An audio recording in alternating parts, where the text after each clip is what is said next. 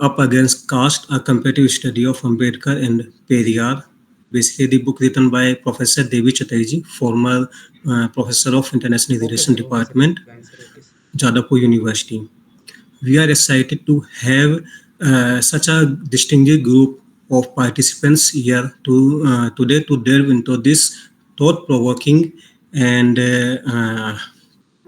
thought-provoking and insightful work. This book represents a significant contribution to the study of social justice and reform in India. It meticulously examines the beliefs, ideologies, and impact of two of the most influential figures in the fight against caste discrimination, Dr. B.R. Ambedkar and E.V. Ramaswamy, widely known as Periyar.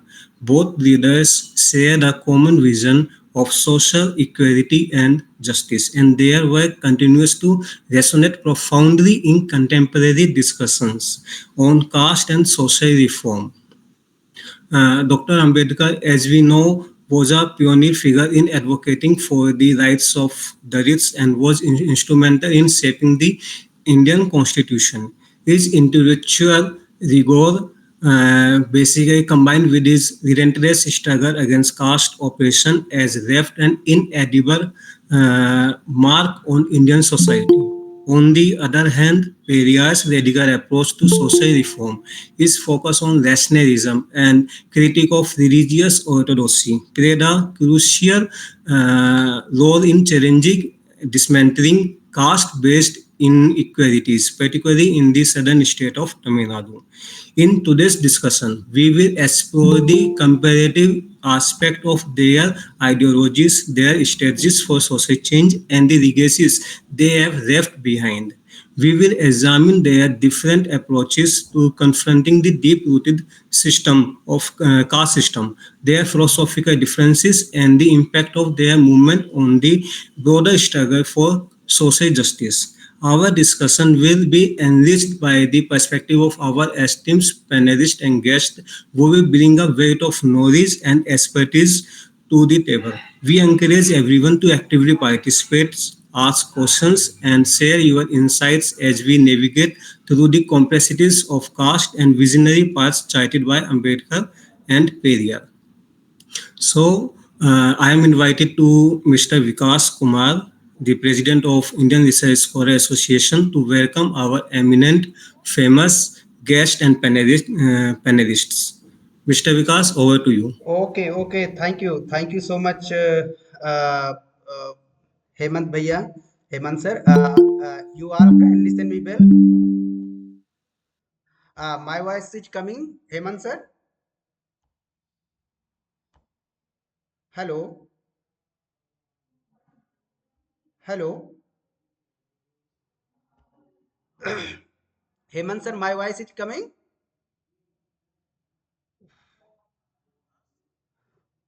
My voice is coming. Okay.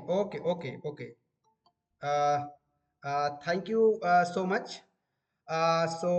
First of all, I would like to congratulate to the writer of this book, to Professor Devi Chatterjee, madam, for the excellent edition of the comparative study of the Ambedkar and Periyar.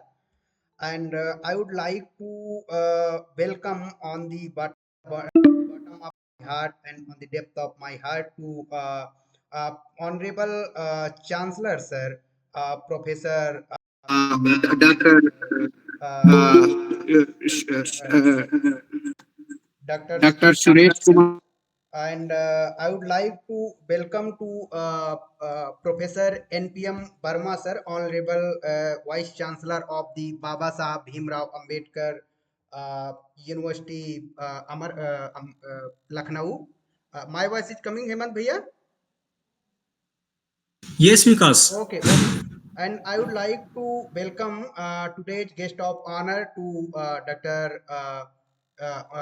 Barman sir, Honorable Vice Chancellor sir. I think he will be joined later. And I would like to welcome the all panelists of this wonderful book discussions.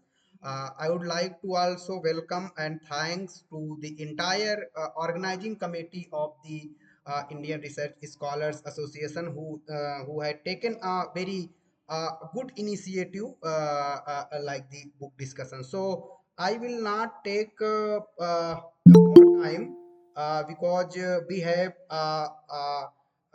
huge list of the panelists and guests.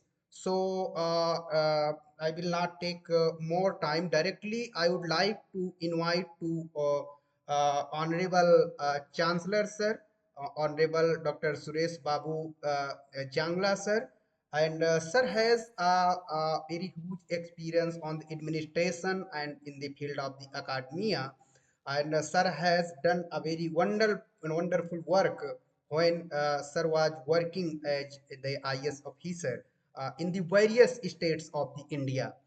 So I was so much influenced that time. I was reading the CV of the Honorable Chancellor Sir, and then I have decided and I have requested to Honorable Chancellor Sir, sir, we want to invite and we want to listen you. Will be give the opportunity, so it will be better for us. Today I will not wait more. Directly, I would like to invite Honorable Chancellor Sir Suresh Kumar Jangla Sir. Sir, you are most welcome on the behalf of the IRSA and on the behalf of me. Now, this platform your sir, you're most welcome. Thank you so much, sir. Over to you, sir.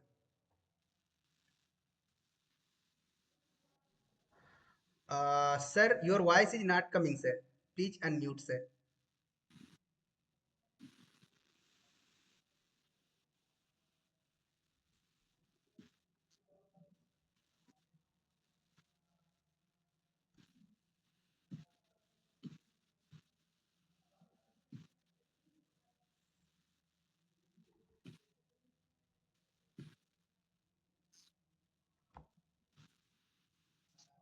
Sir, your voice, yeah, yes, sir. Now, sir, you are unmute, sir.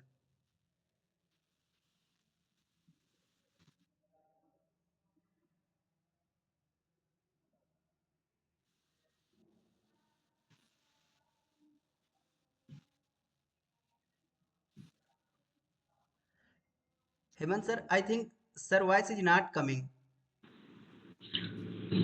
Sir, I am not able to Sir, listen the voice, we sir. are not able to listen you, sir. Please unmute your Yes, sir. screen, sir. Yes, sir.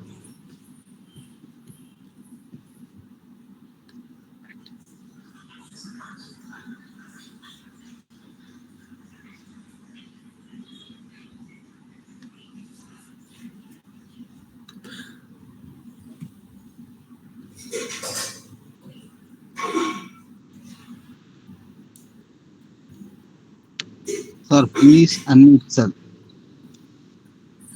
Please unmute. So your voice is not audible. Please unmute, and if continue this problem happens, so please reconnect yourself with the. Uh, Sir, can you listen us, sir?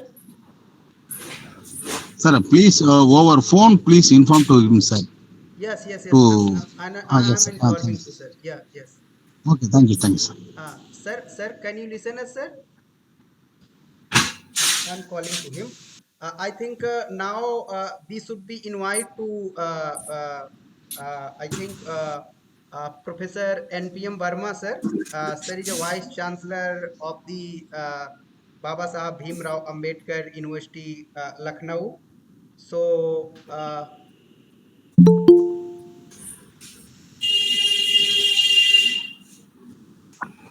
Welcome dignitaries and the participants who are here, the panelists, and the book writer, the author, Professor Devi Chatterjee. She has taken the pen to publish this book for our Ramat publication, and that is on the caste issue, a perennial problem of our country. And this caste issue is continuing to a large extent politically, socially, institutionally, and we are supposed to pay attention to this issue for the process of development of the nation. please, sir, And the connect issue that comes and join is again. as mentioned in the constitution of the country also, and therefore we are also very much hopeful that this issue must be resolved to a certain level, because we have seen the developed countries, they have also problem, but they don't face the problem of caste. They definitely pay attention to certain race, certain segments, and all that, but caste is basically a chronic problem of India as well as some Asian nations, and it has origin in the national movement as such, because Britishers also paid much attention to the caste issue, because they wanted to divide the Indian society to a large extent, and they succeeded in their mission. And we have seen that how this casteism virtually spread in our nation, in our country, to a large extent, from rural sector to urban sector. And politically, we have also seen how the vote bank is being channelized virtually by virtue of caste factor, and the issue of even education, higher education, and all that, that is also being focused through caste. I mean to say that whatever Professor Ambedkar said in his book Caste and Annihilation, in this book he has also said something that this problem is very much rampant, and how we can modify and how we can change this issue to a greater extent. But now see the way things are going on after 1991, that is the focus on market-based development, where government is trying to avoid itself from investment in education sector, from investment in the public sector units and all that. This has created another problem, and therefore market-based economy is basically a competitive economy, where more and more competition is being generated, and there is no issue of caste. So that's why we are observing that in the corporate sector, in the market-based this economy virtually in MSME and all that, there is no caste-based employment as such. Whatever the market is searching is searching hunt. There is hunt of virtually talents, and talents are definitely more productive, more innovative. They can drag the economy, not only the economy, the whole globe virtually. And Indians are virtually, those who are talented Indians, they are migrating from our nation. They are trying to control the whole globe, and we have seen that many CEOs who are there, they are not by virtue of caste, but they are by virtue of talent. So in this situation, if you want that our elected leaders should rule in the globe, then we have to improve the talent, not the caste. This factor has to be seen nowadays, because whatever Ambedkar and Periyar wrote about 75 years earlier in 1920s, 25, 30, and those days are virtually over, because the whole globe is globalized now, and countries are having more competitive environment. All the countries are trying to commercialize itself, its products, its market, its production, its wage, and all that. So in this situation, we have to rethink, as you mentioned, time to time by media and reported by many societies, many literate persons. So whatever Ambedkar and whatever Periyar said, we have to go in depth by historical context.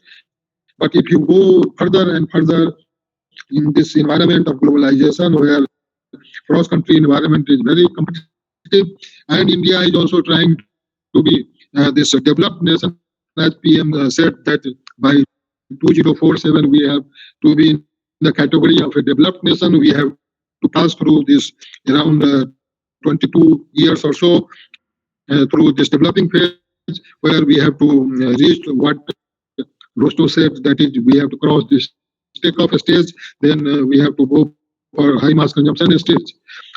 So, given all these things, I think the two phases are here categorically.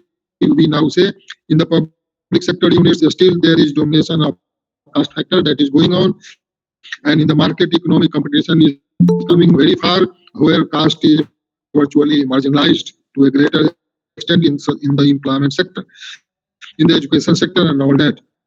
So seeing all these changes, changes that is coming forward. I think some other person should also write in the contemporary context what should be the value of caste in due course of time, and how the caste can play a better role in a rational manner, not in a conventional manner. So that all these things are there. I think all the panelists will focus on these issues, and the dignitaries will also pay some attention to these contemporary issues. We should not be politicize the economy, because economy does not take political issue for development. Economy needs production, where labor and capital both plays a very heavy role, serious role. And if labor is getting less wage, and if these capitalists are getting less profit, then both the situations are suicidal as such. Because profit is going for investment, and wage is also going for saving and consumption. So both have to play a vital role in the development process. And now in the phase of cross-country globalization, we have to see that how we have to fix the bliss point through fixation of wage and this and the profit as such. Whatever Marx said, actually, that is written in the abstract of the this organizer. They are saying that there are certain impediments in the society, and India has its own impediments virtually. So in that context, we have to see that where is the bliss point of wage and profit, and profit is coming through competition, and wage is also through employment generation. So we have to fix certain point of wage, which should not be definitely subsistence wage, as classical economists said. We have to go much above the subsistence wage, so that the level of living of the marginalized society, maybe the caste-based society, scheduled caste, scheduled tribe, and all OBC and all that. But in all the categories, I have observed personally that there are rich persons also. Therefore, caste nowadays is not a sufficient word to be used. You have to use economically backward, or economically or socially backward, whatever you want to say. So some changes in either in the prefix manner or the suffix manner, that is much need of the time, and we have to think in that manner. So the earlier literature of this Dr. Ambedkar and Periyar need certain critical analysis nowadays, because the society is changing to a larger extent virtually. India has also changed from the earlier per capita income, which was so less, the populations which was so less. Now it is the per capita income has increased, and there is forecasting to further increase the per capita income of the country by 2047 as per the government agenda. So with these remarks, I think I must thank all the panelists and the dignitaries who are here in this program, and I also thank the organizer, Mr. Vikas, who has taken the initiative to host this program, organize this program, and who is heading virtually the research association or many researchers. So with these remarks, I say I wish a good thanks to all the people, the success of this program today, and thank you, everybody. Thank you so much, sir, for enlighten us. As an economist, sir, you have covered many aspects of the Ambedkar and Periyar ideas. Those are relevant in contemporary scenario. So thank you so much, sir, for giving us time and enlighten us. Again, I would like to invite to Honorable Chancellor, sir, Dr. Suresh Babu Jangla, sir. Uh, uh, sir, can you listen Yeah, us? can you Yes, yes, can sir. you hear me now? Now your Yeah. voice Yeah. is coming, sir. Thank you. Over to you, sir. Oh, okay. So good afternoon, Vikas, for calling me. Thank you so much, Professor Varmaji, another distinguished guest here. It's a wonderful topic that we are discussing. The two social reformers who have contributed extensively throughout their career. We are standing here today discussing their work. See, most often when we discuss their work, we should not look into the negative loopholes and the differences between the two. Fundamentally, Both of them worked for the social reformation and for the downtrodden people. Actually, we are living in an era today where things have changed definitely. But if you look at those days, और join करें the amount of untouchability, the amount of discrimination, the downtroddenness is unbelievable. Even we feel so sad to listen to the stories of those days. It is such a grave scenario prevailing in the social system. But today, unfortunately, even after 75 years of independence, caste is an embedded part of our society. Let us accept it. I don't think that ever the caste system will go. Even the constitution has not abolished the caste system. Article 15 only has abolished the discrimination in the name of caste. Caste system is not abolished in India.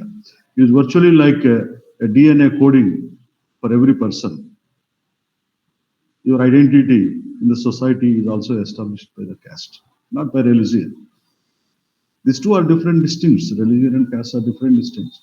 Caste comes with your birth and dies with you. It lives throughout your life. So the discrimination part, if you really want to see, you have to visit the rural India. Most of us are living in urban sector. In urban sector, slowly, I fully agree that there's a lot of change because as the economy and money becomes the priority in living, the caste slowly gets ignored in urban sector. But if you really go to the rural area, the discrimination is still there. So for the 75 years of independence, definitely there is awakening that has come up among the youth. Today, if you see, we are in a transition of the achieving the dreams of Baba Sahib Ambedkar and Periyar, because as the society is getting educated, as the lower communities are getting educated, definitely the young youth started questioning the very discrimination that they face in the villages. Today, if you see the social unrest in the rural area, the riots that take place, the clashes that happens most of the time, is because of the revolt by the downtrodden groups as they get awakened little bit of their social status. They are giving resistance, which the other communities are not able to digest. In turn, it results in a lot of violence. And I accept that this is a part of the evolutionary process that we are going through. And this type of violent activities are bound to happen when resistance is expressed. But having said so, it is very difficult to give up caste system the way we are living today. But to what extent we can discriminate, the discrimination can be brought down. The level of discrimination can be brought down. It basically depends on the socio-economic condition of the people living in that community. Unless there is a economic upliftment, social upliftment alone is not possible. Today, 90% of the people who belong to the so-called downtrodden group, their daily income is hand to mouth. So there is no accumulated wealth for them. There is no economic upliftment for them. Whatever the government schemes that are coming up, whatever the reform that have come up, are only making them live without hunger. So it's time that something has to happen for economic upliftment of these communities. Today, if you look at India has got freedom, we got freedom, but in what sense? It doesn't have freedom in terms of equality. It doesn't have freedom in terms of access to the resources. It doesn't have freedom in terms of access to the economy. Even people belong to this downtrodden community, if they want to start a small business, I have seen many times, they find discriminated. If somebody starts a small industry, their products are not purchased because the other caste bonding is so strong that they try to mobilize the goods from their own community owned shops. Hardly 1 or 2% of the people who dare to come into the entrepreneurship also suffer. They sustain for a time, they sustain for a short while, but at the end of the day, they also end up in debts and wind up. So this, if social upliftment is to be done, economic upliftment is mandatory. And toward this, I personally feel that the government has to come up with large-scale investment and support, massive support. Just not giving money to start something. Hand-holding is required. The forward linkages are to be required. Unless there is an assured flow of finances through the system for the entrepreneurs who put up any entrepreneurship from these communities, it is not possible for them to survive alone. Most of the time, these things get strangled in the bureaucratic circles and nothing happens at the end of the day. Today, as we talk about the caste discrimination that is happening, we are happy that something definitely has happened. Awakening is happening. Things, I hope, impossible to abolish the caste system, but yet the gap in the discrimination levels has to be brought down to a major extent, which give relief to these communities. Politically also, if you see the amount of freedom these people get, and it is limited to the few families who really get into the politics. It is not that the community is uplifted. The one who works being a politician for this community also gets discriminated in the political system. In fact, I have been seeing a lot of politicians who get into politics from these communities ultimately end up in doing chamchagiri to the other big politicians who come from other bigger communities, so-called big communities. So the very survival of any of these people who come from these lower communities into the political setup also depends on their submissiveness to the upper caste political setup. So things are happening. I'm not saying it's not happening, but everyone has to make efforts. Ultimately, the caste system gap will come down only when the awareness happens in the so-called upper communities also. While lower communities are struggling for their identity and for their survival, at the same time has come for the other communities who are so-called upper strata of the society also has to accept that all human beings are equal. One side will not help in closing down this gap, and it has to come from both the sides. And I hope whatever efforts every one of the person, every leader doing in this society will pay way in long run to bridge these gaps. And I'm very happy that your organization has been doing good work, and I wish you all best. And thank you very much again for inviting me for this. Thank you so much. Thank you so much, sir, for enlightening us. Really, as we all know that most of the administrative officers has not arises the conflicted issue, but you have openly enlightened us, and you have openly arises the very contemporary issues related to the Ambedkar and Periyar. So thank you so much, sir, for giving us time. Now I would like to invite to Professor Roop Kumar Burman, sir, Honorable Vice Chancellor, Guru Chandra University, West Bengal. Sir is a professor of the history. So sir has a galaxy of knowledge on the ideas of the Periyar and Ambedkar. So you're most welcome, sir. Now this platform is your.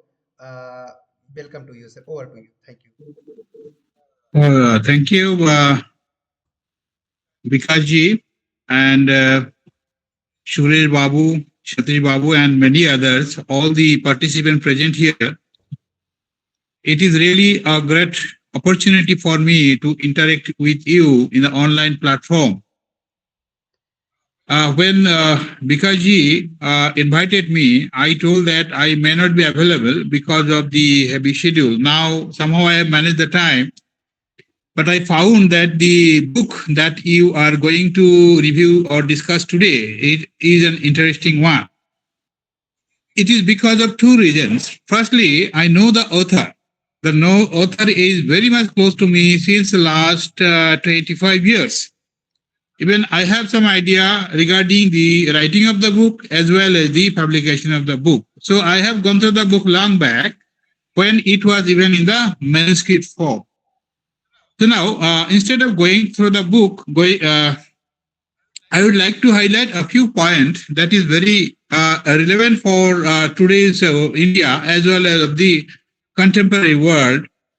The book Up Against Caste, a comparative study of Ambedkar and Periyar by Devi Chatterjee, is interesting one for another reason, because it was written in the post-colonial period when India is facing a lot of troubles in connection with the question of caste.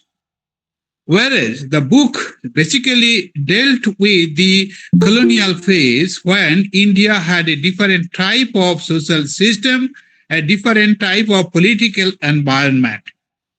So if we go through the book very seriously, there we'll find two prominent figures of Indian history, not only relating to the question of caste, but as a whole, India as a country, India as a nation, India as a colonized country. Why? It is because all of you know the role of Dr. P.R. Ambedkar as well as the role of E.V. Ramaswamy Naikar, popularly known as Periyar. Both of them were born and brought up in such a society which was full of discrimination. I am repeating the term discrimination on the ground of origin, on the ground of caste, on the ground of the birth in a particular social community. And it was not merely a curse for the people, those who were born in such caste communities.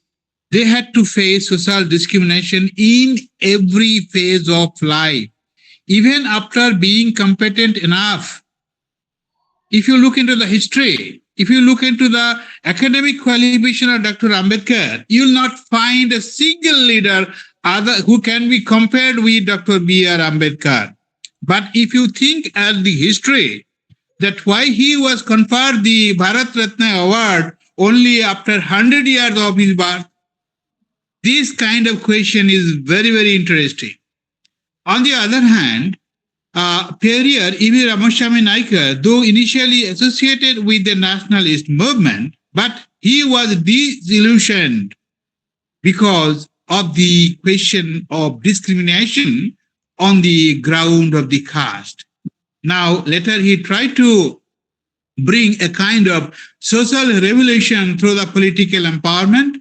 On the other hand, Dr. Ambedkar was looking for political empowerment of the socially backward people through the politics.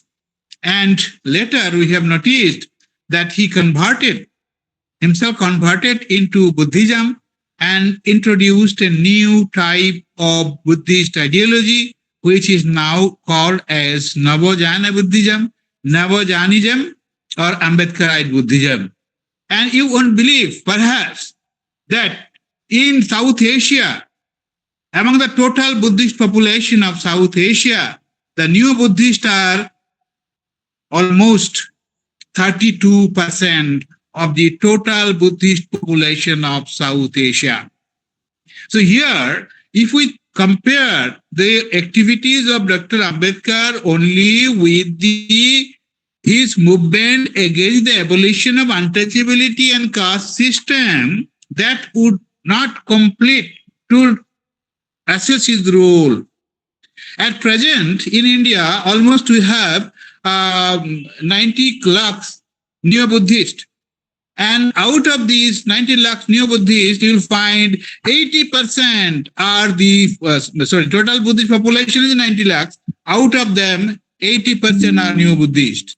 So it means, what does it mean? It shows that Neo-Buddhism and Buddhism as a whole is the continuation of Ambedkarite Buddhism in India. And on the other hand, if you compare the total, Bhutan is a Buddhist kingdom. But what is its population? Its population is merely 7 lakhs. Its population is merely 7 lakhs. And if you think about the Buddhist population of Nepal, what is the percentage? If you look at the Buddhist population of Bangladesh, it is merely the 10 lakhs Buddhist population are there in Bangladesh.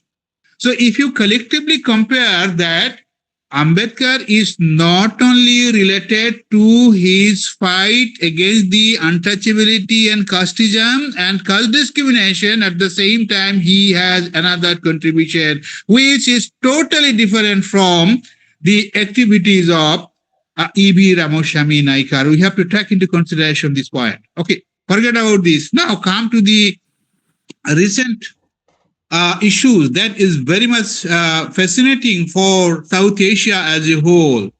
The first one is, in spite of abolition of untouchability from India by the constitution, but if you look into the history, you'll find there was no central level act in India for the implementation of the provision of abolition of untouchability. How it was done? Who was the chairman? Who was responsible for the adoption of Anti-Untouchability Act in India in 1955? We have to remember that it was not only Dr. Ambedkar, there were many other personalities, those who had significant contribution for the abolition of untouchability from India. Only constitutional provision is no way enough to implement the constitutional provision. For execution, we need proper act.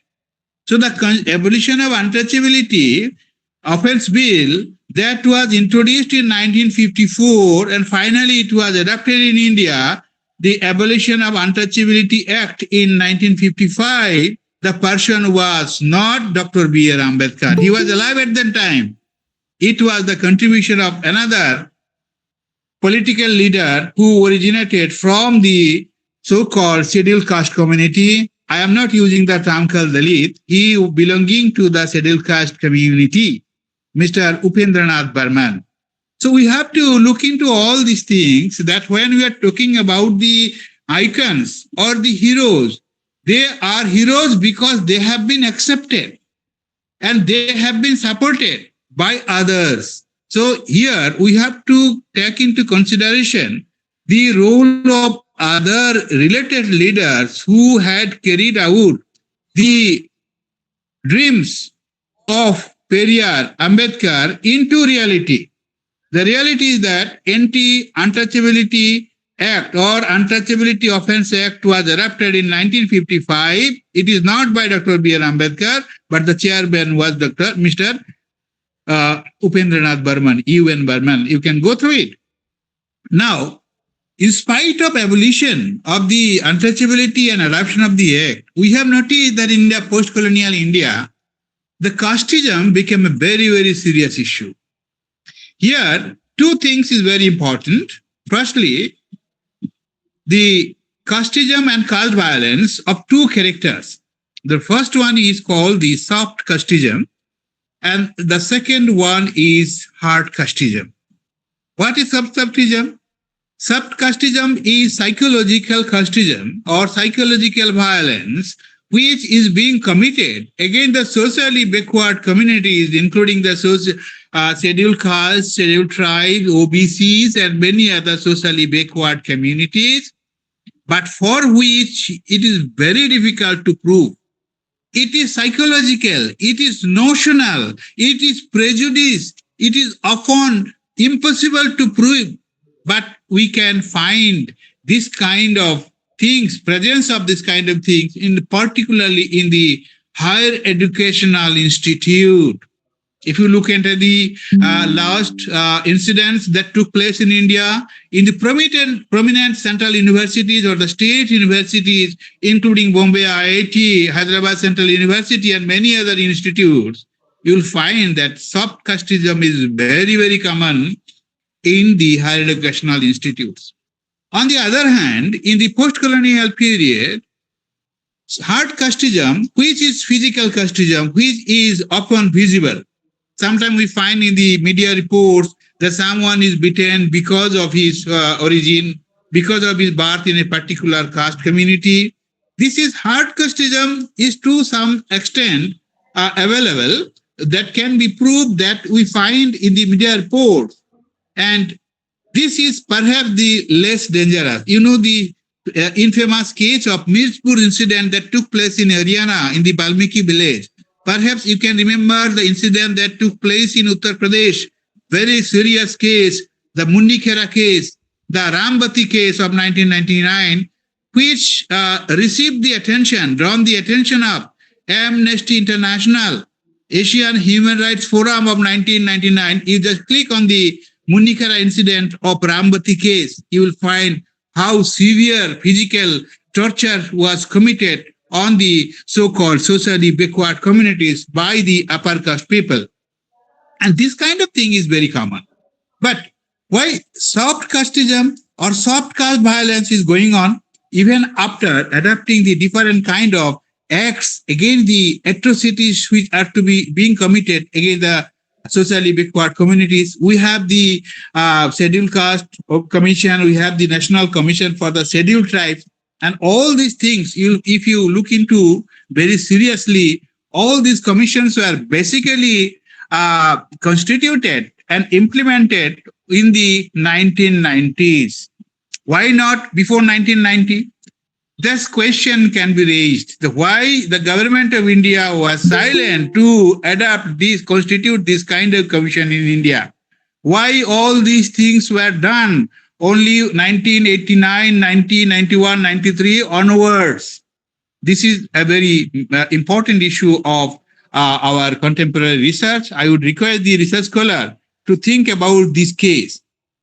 On the other hand, if we look into the transition of caste politics, that Dr. Ambedkar in 1932 in the roundtable conferences has seriously claimed that the scheduled caste must be empowered politically so that they can claim, they can raise their voice in the imperial legislative assembly or the state legislative assemblies or the councils for the cause of the scheduled caste. But what happened in reality? In reality, we have found Ambedkar himself was defeated in the election of 1946, and he failed to be the member of the Constituent Assembly from his own political party. We have to remember this point. He failed to be the member of the Constituent Assembly, for which later he became the father of the Indian Constitution. He failed. He was elected because of the courtesy of certain Congress MPs of Eastern Bengal, which is now called Bangladesh. So Eastern Bengal, he was elected. He was elected by the MLAs of Eastern Bengal, which later became the part of Pakistan. And later, Ambedkar was again nominated to the Constituent Assembly from Bombay after the independence of India. So what does it mean? It shows that the political empowerment, what Ambedkar was trying to implement and raising the voice, they failed to fulfill the aspiration. Rather, we have noticed the scheduled caste became the puppet under the upper caste dominated, upper caste controlled political parties like the Indian National Congress. And this trend was continued in the post-colonial period too. And now what is happening? Here we have found that a kind of discrimination has developed among the scheduled caste themselves. There are many scheduled caste communities in each state. You'll find only hardly 3 or 4 are dominant, and rest are very much unknown to the others. If you look into the case of West Bengal alone, here the total population of the scheduled caste is 24%. 24% means almost 2.5 crore population. Try to imagine. 2.5 crore population only are scheduled caste, and another 6% are scheduled tribes. So 30% people of the state are scheduled caste and scheduled tribes only. So it means their population is more than 3 crores. And 3 crore population, you will not find in Assam, you will not find in entire Odisha. But what they are doing?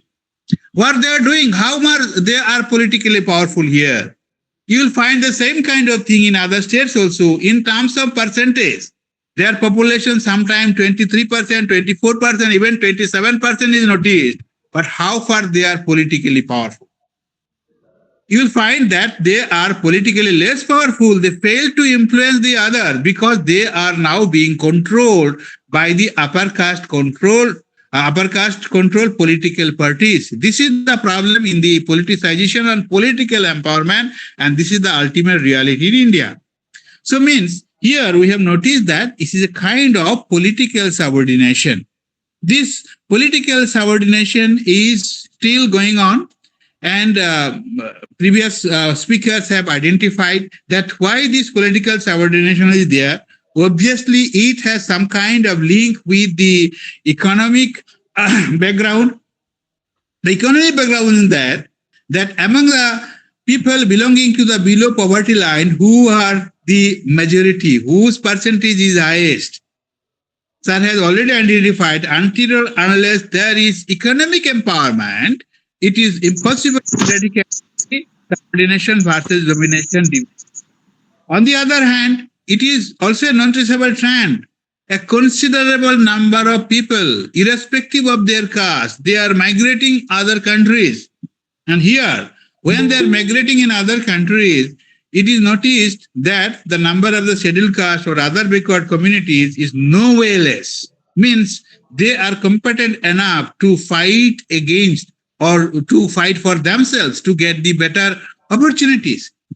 In such a background, it is also noticed that the centers of higher educational learning are facing the trouble, whereas in the rural area, casteism is comparatively less. It is because their population is much, much higher. Whereas in the urban centers, their population is scattered. If you look into the scheduled caste population in particular metro city or particular towns, you'll find their population is less. Though they had a particular community as huge population in their village side, but their educated section is comparatively less. So because of that, we can identify that though during the colonial period, the question was basically to raise the question against the continuity of casteism, abolition of untouchability, or mainly the question of social justice, to raising question against the casteism in a different political environment. But in the post-colonial period, the reality is totally different. The West colonial government is no more. We have found the same government has continued the tradition, and we have noticed that the casteism changed its characters, and still hard casteism is gradually declining, but sub-casteism has its presence. In such a background, the discussion on the book Up Against Caste is very, very relevant, though these are relating to the colonial period, but we have to look into, we have to revise, we have to rethink that how their ideas are relevant for today's society, how far these are relevant, how this can be further modified, or how we can think very seriously to fight against the casteism and to bring a kind of social justice for all. So with these few words, and by expressing my gratitude and sincere respect to all the participants, I would like to conclude here. So thank you again. Thank you very much. Thank you, sir. Thank you so much a lot. As we all know that about your academic contribution, and especially on the field of the history, as recently sir has written many books. Those are related on the Bangladesh border dispute, tribal community, tribal politics, and the new issues. No, sir. I am telling you, without knowing, you don't discuss all these things. Yes, I have been written very seriously regarding the caste issue since the very beginning of the journal called Contemporary Voice of Dalit. So yes, without yes, knowing, yes. you want to mention all these things. Okay. Yes, sir. I think your recent book is Bangladesh border issues. No, at the same time, I have also written caste politics and casteism and Dalit discourse. You go through it. Yes, sir. Yes, Yeah, sir. that is related to this topic, no? Yes, sir. Yes, sir. Yes, sir. So Thank you. Thank you so much, sir. Now I would like to invite to Dr. Hemant Kumarji for the further proceeding. Thank you so much, Vikasji. So we have a 4 panelists, but one panelist is absent. So other panelists have more time to enlighten us by their views. I would like to welcome our first panelist, Professor Satish Kumar from Department of Political Science, Indira Gandhi National Open University. Sir, please enlighten us by your insights on this book as well as your thoughts on Ambedkar and Periyar. Please, sir. Fine, dear friend Vikas and all young scholars of this group. Let me frankly acknowledge that I was able to read few pages of the book, not the whole book, because of the problem of time. At IGNOU, there is a lot of work which we need to do, and from the morning till 4:30, I was engaged in the meeting. That is why, but that is not the. I have a bit of understanding about the caste, being a student of political science. I have read a few books, and as we know that this is the most debatable topic under the political science or social science, the caste is a dominant, like the caste census which has started in Bihar, that generated a lot of controversy. The last elections which took place, that also created a new platforms for a debate on caste. So, as a student of political science, all we need to know very thoroughly and threadbare understanding of caste in Indian context, and especially the two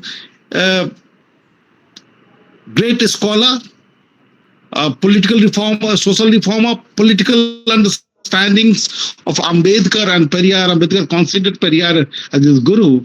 So if you read and see their work, then we find that what kind of genius they were, and how through the writings and their practices, there is no differences in their Kathni and Karani, which we generally find today in the politics.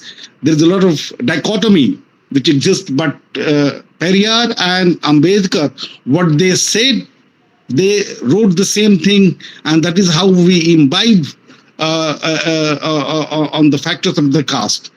तो ये हमको लगता है कि ये एक बहुत ही महत्वपूर्ण आयाम है, क्योंकि इसमें कई कंट्रोवर्सी को जन्म दिया है. और हम जानते हैं कि there is one book, if you go through the book written by Rajiv Malhotra, Varn, Caste and Jati, and that is a very fantastic book written a couple of years back by Rajiv Malhotra, who is an ideologue and great public scholar, intellectuals, household name in India and abroad.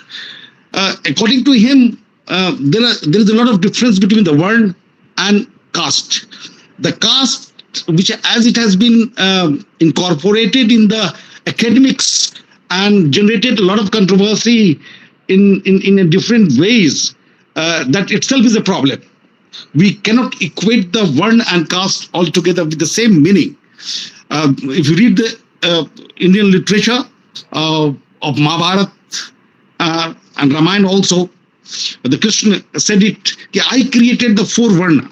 The Varna was specific in terms of a work, which one is a mastery of that work, and that is how later on when we see that how the Varna has been converted into the caste system, which is very controversial in itself. तो अगर history में अगर पढ़ेंगे देखेंगे तो आपको समझ में आएगा कि अंग्रेजों ने जब भारत पर आधिपत्य अपनाया और सोशल स्ट्रक्चर को अपने कब्जे में किया, then they found it this is a very applicable and fertile ground to create a division within the India.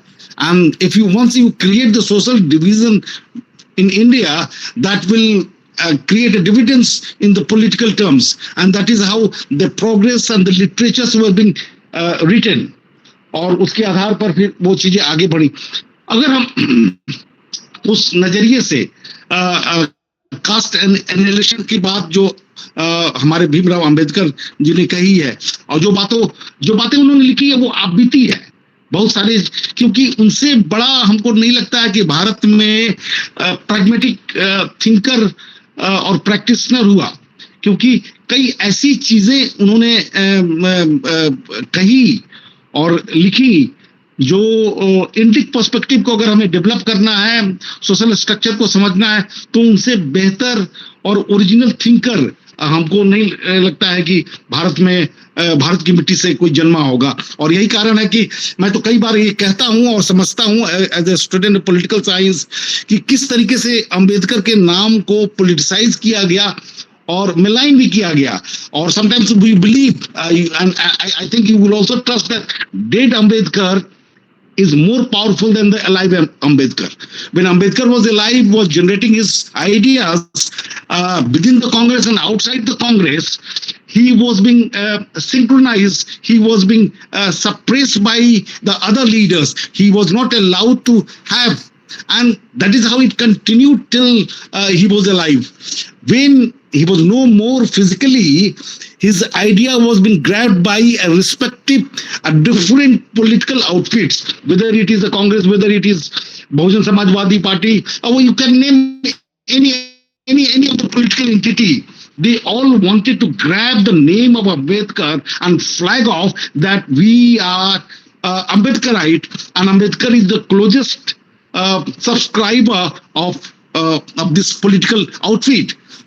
तो दिखाई देता है कि ऐसा क्या हो गया भाई कि उनके जाने के बाद से हर political entity, political outfit Ambedkar को अपना मानने लगा, जो अंबेडकर का विरोध कर रहे थे, जिससे अंबेडकर का गंभीर मतभेद था. तो ये एक हम सब रिसर्चर के लिए एक महत्वपूर्ण आयाम है कि इस पर चर्चा हो और इसको हम समझने की कोशिश करें. लेकिन उसके साथ ये भी महत्वपूर्ण है कि हम कास्ट और वर्ण को एक साथ जोड़कर न देखें. अगर उसके साथ जोड़कर देखने की कोशिश करेंगे तो कई अटपटा चीजें समझ में आएंगी और भारतीय सोशल स्ट्रक्चर को समझने में हमें भूल होगी कि परंपरागत तरीके से आधुनिक तरीके में लाने में किस नैरेटिव्स ने, किस वेस्टेड इंटरेस्ट ने इसमें डिवाइसिव रोल प्ले करने का काम किया है. और हमको लगता है कि जो किताबें, जिस किताब की चर्चा के लिए हम एकत्रित हुए हम लोग और उस पर बातचीत कर रहे हैं, उसमें कुछ बुनियादी बातें कही गई हैं. अंबेडकर के विचारों को बड़ा ही कैटेगोरिकल टर्म्स में जो एक लेमन की अंडरस्टैंडिंग बन सकती है, उस पर चर्चा की गई है. पेरियार के थॉट्स जो कास्ट के संदर्भ में, उस पर चर्चा की गई. अगर इन दो आयाम को रखकर उसके बाद से भारत के बुद्धिजीवियों की अगर एक सूची बनाएं, जिसमें कोठारी से लेकर गोपाल गुरु और तमाम कई ऐसे स्कॉलर हैं, तमाम ऐसे कई यंग स्कॉलर. एक स्कॉलर ने किताब लिखी थी, caste is the social capital. There is one book which was written by one of the young professor of Tripura university, a lady who has done a wonderful work on panchayat and caste system in India. That is a recent publications in the public domain. तो कई प्रारूप आपको नजर में आएगा.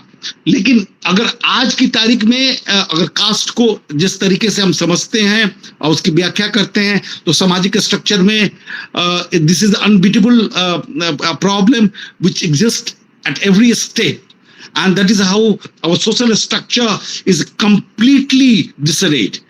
अगर विवेकानंद की बात करें, अगर उन्होंने कहा कि अगर किचन में अगर कास्ट घुसा हुआ तो वैसे ऐसे समाज को मैं अपनाने से इनकार करूंगा. तो ये सारी बातें कि हर जीवन के पहलू में कास्ट सिस्टम घुसा हुआ है. और पॉलिटिक्स की बात करें तो रजनी कोठारी ने तो बहुत पहले ही कह दिया है कि caste is the most dominant factor of understanding the Indian politics, and it is still today.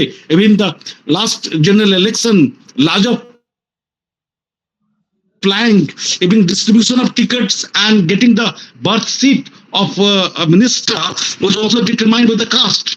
तो ये सारी चीजें ऐसा क्यों है? कब तक इस नाव पर हम बैठे रहेंगे?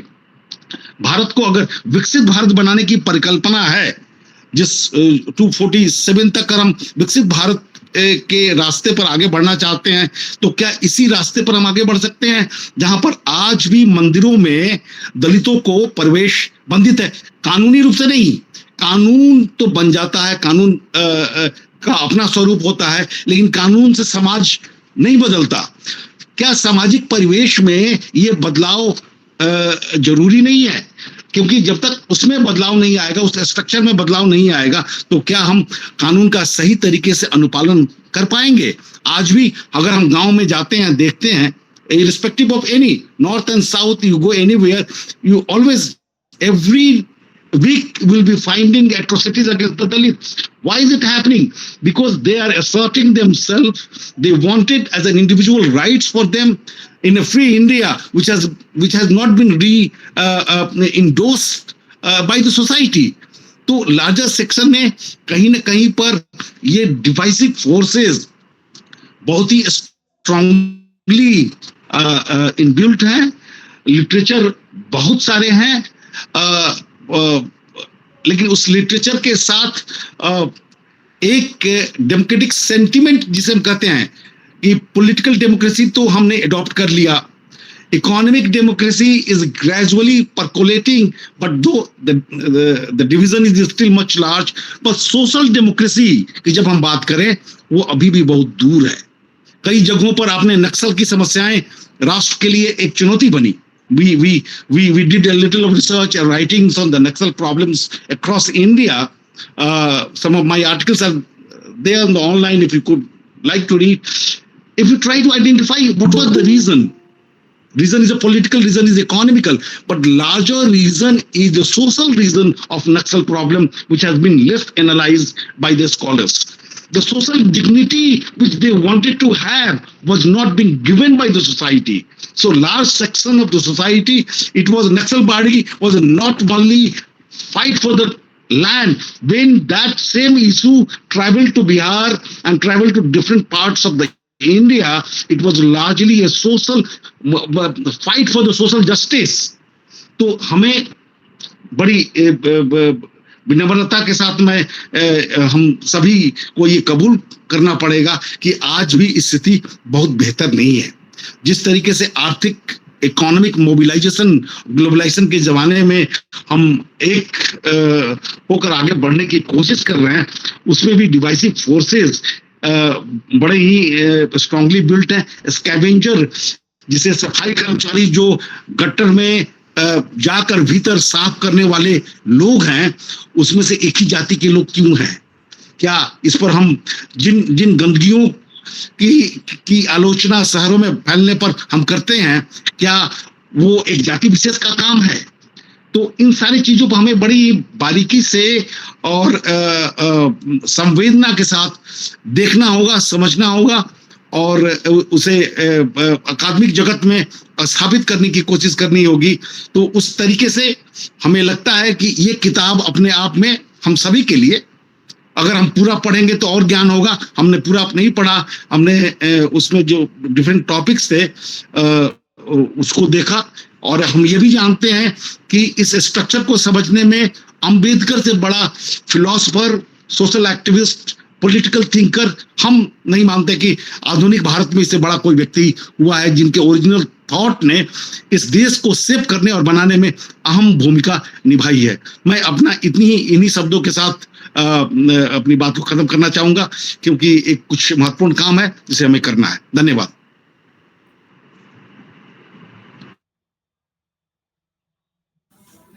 Thank you very much, sir.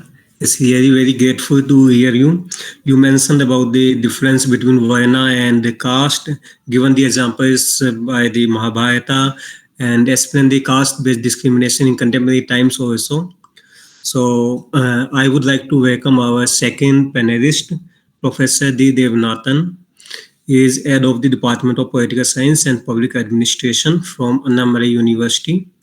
Sir, please welcome and enlighten us by your views on the book and also Ambedkar views on Ambedkar and Periyar. Sir, please.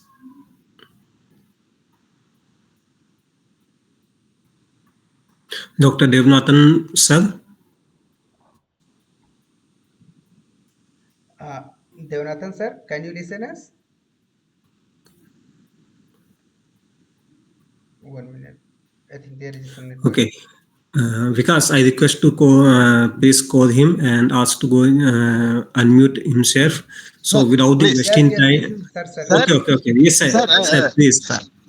Good Yes, evening, sir. sir. Good evening to all. I am very much happy to part of this panel discussion about the book against the caste system, comparative Thank you, study sir. of the Ambedkar and the Periyar, okay, by D.B. Chatterjee, publisher, Rawat Publishers, but it was originally published in the year 2004, revised in 2019, sir.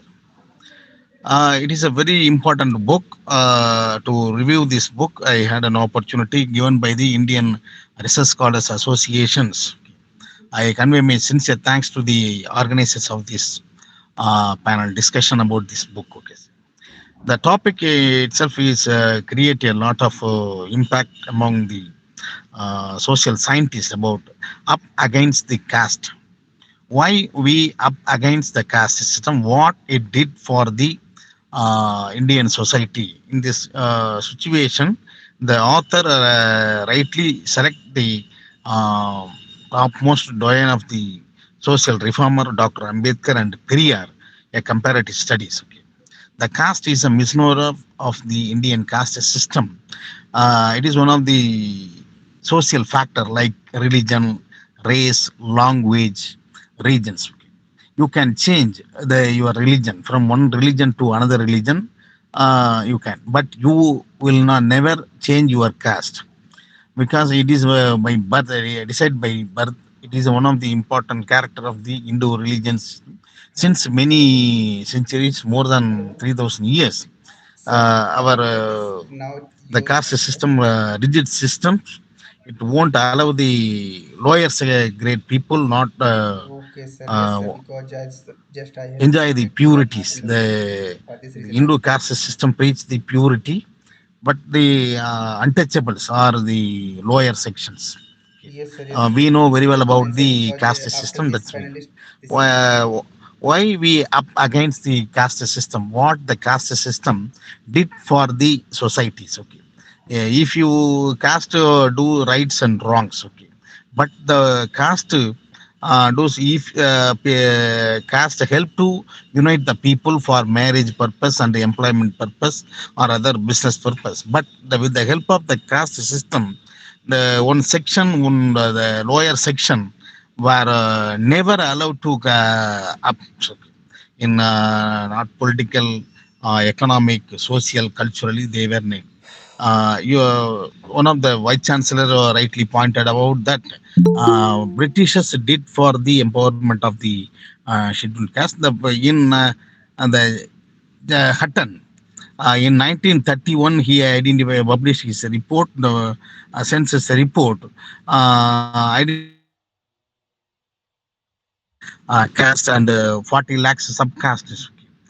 And also he mentioned in Ramanatha district, it is one of the remote district in Tamil Nadu. He identified a few 8 points. These 8 points announced by the 18 local panchayat leaders to control the emergence of the Dalits. They list out they hereafter Dalit women not wear cover upper bodies, no won't use the vessels, go won't make ornament gold or silver, these kinds of measures they list out. Hereafter the J. H. Hutton list out in his book Castes in India. Okay, still now it is maintaining in Tamil Nadu also. Vangai Vagal, not yet the CBCID not yet find out the culprits who was mixed the human waste in the water tank. Okay, this is not only one case in Tamil Nadu. There are so many cases throughout. It is happening uh, against the Dalits who are the lower of the caste systems. Okay, in this situation, the author rightly select the topic up against the caste system. The up against caste system since many centuries, our forefathers from the ancient Periyar Ravis, Chittaganas in Tamil Nadu. Thiruvalluvar is a great poet who belongs to scheduled caste communities and other Ayodhyadas Pandidar, Rattamele Srinivasan, MC Raja. He went to attend the uh, round table conference in London, and very okay. These people were fight against the caste systems. They adopt many means. Okay, here the author select the right authors. One is Ambedkar. He got hailed from the lowest and got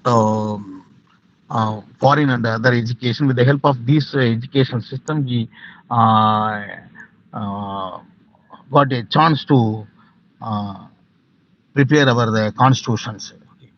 Even though he borrowed many aspects from the other foreign countries, including the preamble, we the people of India, he borrowed from the American Constitution, like wise many, he borrowed many items and included in the Indian Constitution. But he included himself as a one important constitutional remedies. Okay, because of he introduced the constitutional remedies, we called him as a father of Indian constitutions. Okay.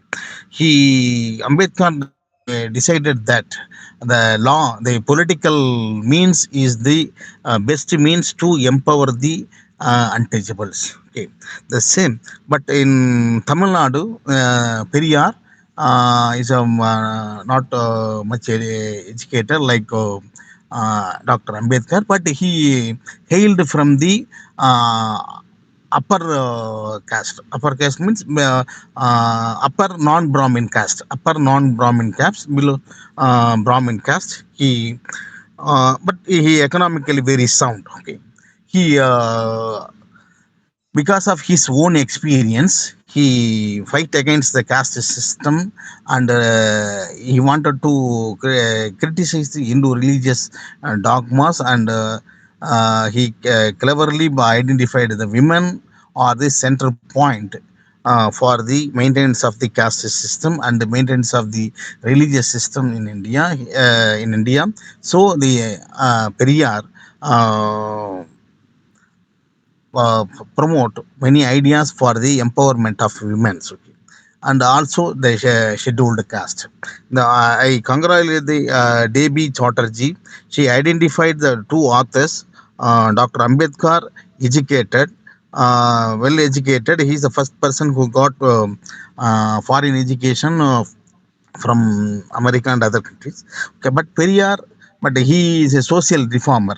Even though the Periyar adopt social reformer, his ideas, the present government and other before governments are introducing gradually in Tamil Nadu. So in Tamil Nadu, even though the Dalit people are facing a little problem, but educationally, economically, they are growing up. This is. Okay. I wholeheartedly congratulate the Debi Chatterjee. These kinds of books are very, very important books. And also, I convey my sincere thanks to the organizer who give the opportunity to me to brief about the book. Thank you, sir. Thank you. Thank you. Thank you very much, sir. Thank you. Basically, sir, you explained the situation of caste-based discrimination in Tamil Nadu as well as in India. You talked about the eminent scholars belonging to the Dalits, like, and explained their roles. So I would like to invite our third panelist, Professor Navam Nakahina. Sir, He is a head of the Department of Political Science, Rajiv Gandhi University, Arunachal Pradesh. Sir, please enlighten us about the book and your views on Ambedkar, Baba Sahab Ambedkar, and Periyar. Uh, I think Hemant sir, due to network issue, he is unable to join us. So yeah, Okay, yeah, sir has joined. he Yes, joined. Yeah. yes, yes, yes. Hmm. Uh, s- so, So, sir, hello, Hima sir. yes, yes, yes, because No, no, Hina, sir. I'm calling to Hina sir. okay, Sir is here. okay, okay. Nawam sir.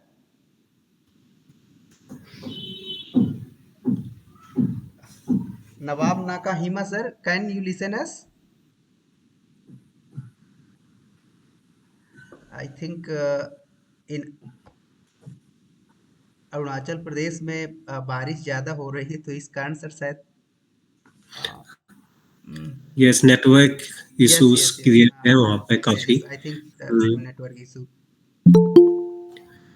So, because I request to call him, okay one हाँ try to call one him. Time you request otherwise we will be close the session है ना Okay, okay, okay, okay.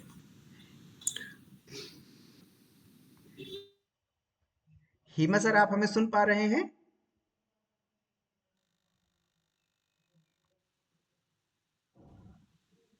Yes, I am.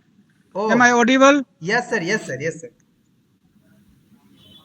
You are audible sir या Yes, sir. Am Please I enlighten us about your views on the book. so? Am I audible? Yes, sir. Am I audible?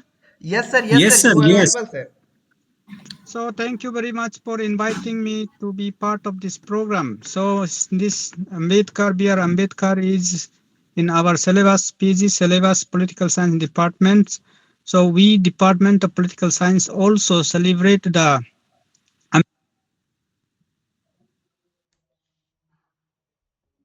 Sir, please unmute yourself. Am I audible now? या Yes, sir. Yes, yes. So thank you very much for inviting me to this program, in very important program. This B.R. Ambedkar is in our syllabus, political science department of political science syllabus. So we department of political science celebrate the Ambedkar Jayanti every year, which is our calendar annual event program in our department. So as per my understanding on the contributions of B.R. Ambedkar and Periyar is these two great the hero who work for the supreme cause of the untouchable people, hard luck downtrodden people. They had the dream of the India. They had the dream of future society. They become the social reformer. They wanted to change the social structure of India. So, but then unfortunately, what happened? The India as a nation, the society is yet to achieve the goal, the dream goal of the B.R. Ambedkar and Freya. Though we talk big things, big dream of the to become a world power, but we have still inherent issues in our own social structure, our own country. That is the our caste system, division of society, and untouchable practice. Not only this caste, scheduled caste, but also there is issues like other the backward people community like scheduled tribe. I myself belong to scheduled tribe and I'm a university professor. When I go out of my own place, still we face such problem, derogatory remark because I am a product of the outside of my state and then what kind of the treatment we receive. This is unfortunate. The bitter part I am experiencing sharing in this platform. Such things are still happening. So we never expect such things should happen in this modern 21st century, but it's still happening. Then imagine. Today, also 21st century, such things are happening in our societies. Ill treatment, the undermining, the untouchable kind of the feelings are still persisting in our society. Then imagine what might have been, what might be the would have been the situations during his lifetime prayers and then Periyar Ambedkar's time. And my only request is to the policymaker of our country should not only shout the political slogan to resolve the issues.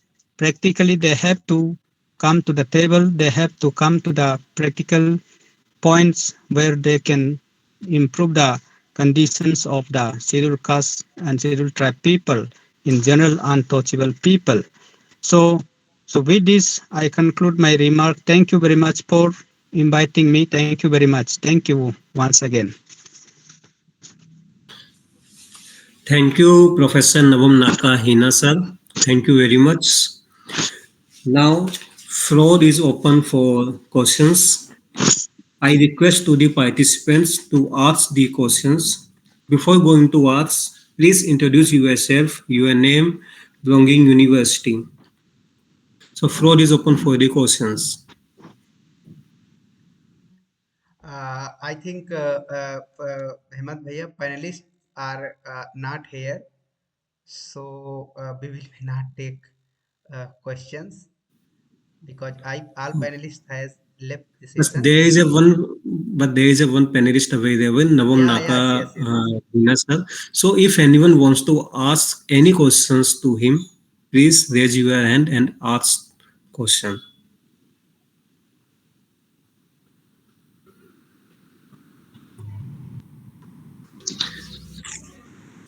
Hello, Yes, Asim. very good afternoon to sir and all the participants. I am Ashwini Kumar. I'm research scholar in economics department, Indira Gandhi National Tribal University. My query is like these kind of or these sorts of books are so expensive on websites. Is there any other way to get the book and go through? Because I know okay, it's very valuable books. Because being a scholar, it's very tough to arrange thousands of rupees and get the book. So, is there any other book, other source of uh, getting the book?